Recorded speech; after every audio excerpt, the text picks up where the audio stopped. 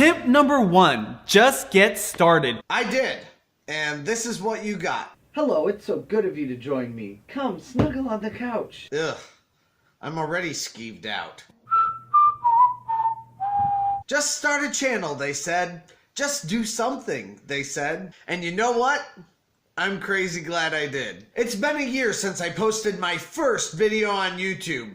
And while that first video is ain't no passing craze, cringy, it's also something I never really thought I would do. I had wanted to make a YouTube channel reviewing Disney movies systematically and with as little bias as possible for a long time. But I was married, I just had a baby girl, and I knew I wouldn't have time to devote to YouTube. I also knew deep down that my wife at the time would not be supportive of me doing something that didn't make money in particular, even if the potential for income was there, as small as that potential may be. So when she and her family kicked me out and I was dealing with some pretty terrible depression while working part-time jobs, I decided to make a video. It was a couple months of belaboring over it and thinking it probably wasn't good enough to put on YouTube before I finally would decide to upload it. Which is why the sound quality suddenly changes halfway through the video. But I had fun and I learned a lot, and I've been continuing to learn a lot ever since. Before we get into it, I need your help to support this channel. You can do a couple things. Basically, just like, comment, and subscribe to this channel. It's easy. Obviously, from the footage that I've already played in this video, I knew absolutely nothing about film, cameras, or editing. I still know very little. However, to demonstrate how much I have learned in the past year, I'm gonna remake my first video, and hopefully it won't be quite so cringy. So hang on to your butts. Hopefully this will be better than it was the first time.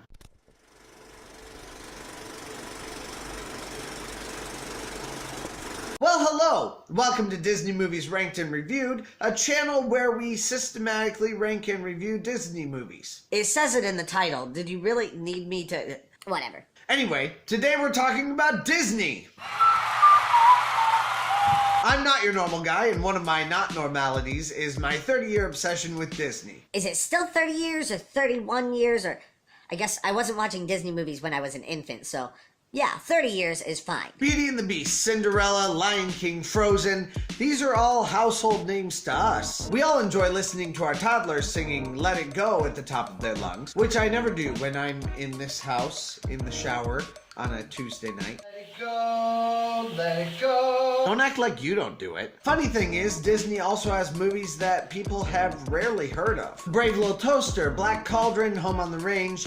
These are all movies that aren't as well known. Does that mean they suck? Yes, they suck. Some of them hoover it up like a Dyson. So why do some suck and others... Can you feel the love? Well, to start off, we should talk a little about the Disney ages. The Golden Age. These are America's earliest animated features, and they set the bar for animation to come. The Wartime Era. During World War II, most resources were used for the war effort. Those resources included the humankind. Disney focused its efforts on propaganda for the good old USA and also made movies out of the short clips it was producing. The Silver Age. After the war, things began to go back to normal and people began popping out kids en masse. These movies are usually considered Disney classics, but they seem to have been made for a more broad audience. As such, they are generally not as groundbreaking as the movies of the Golden Age. The Bronze Age. These movies weren't horrible, but they weren't good.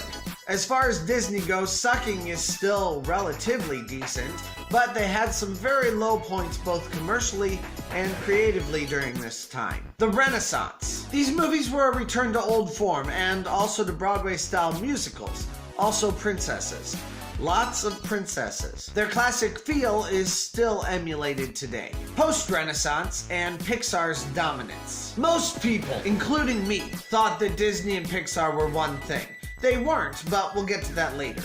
So Pixar's success, according to the rest of us, felt like it was part of Disney's ongoing renaissance. However, Disney's actual in-house productions fell into the deep abyss. And this is seemingly where two-dimensional animation went to die. The revival. Disney bought Pixar, and Pixar's leading people recreated Disney. Princesses, talking animals, humans.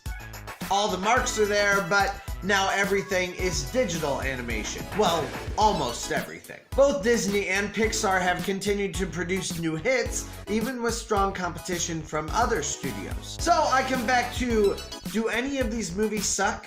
Well, with art, it's all about opinion.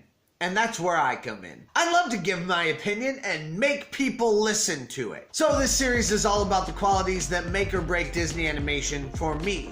How well do they stack up together, and how well do they hold up today? I'll be judging each of these movies by these 5 criteria: animation, technology, storyline, character, and music. So, Atsum? Or, Tamask? No. Maybe Scamped? Scamped sounds good, if there's nothing else. Maybe Smacked. Okay, how about Smacked? That way I can tell people they should have smacked that subscribe button and that bell that are all over here. That's clever, right? Finally, all 5 of these rankings will be averaged together for the final score of each movie, and that final score will be the official ranking for that week. Ultimately, the rankings will change time and time again. Never fear, although I can be a little bit cynical and harsh, especially when one of these movies sucks. I am also a true Disney fan, and I've never really met a movie from Disney, regardless of how good or bad it was, that I didn't enjoy on some level. I love the parks, the history, and the movies. But as is the nature of things, some are better than others. That being said, I have my own biases, and some of these movies I've never seen. So I'm going to try to keep the nostalgia struggle from being real too often. I'm going to try to watch all these movies with an open mind. Let's see where the chips may fall. I've already reviewed a lot of these movies. You can check them out by pressing this playlist here. It will take you through every movie in order that I have reviewed. You can help my other Disney fans to find me by liking this video, subscribing to it, or telling me your favorite Disney movies down in the comments below. I hope you liked this retread of a video that I've already made a year ago.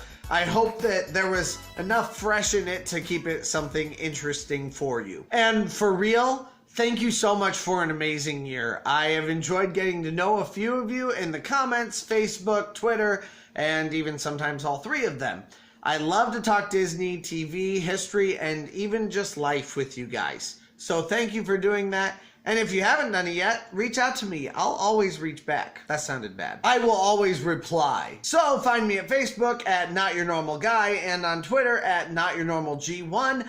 I also recently just did this new thing called Instagram at Not Your Normal G1 also. And I don't know how to use it at all. How do you do, fellow kids? Anyway, if you do that, you can become a bona fide Disney fan too. Thank you for joining, and thank you again for a great last year. And I'll see you again next Tuesday.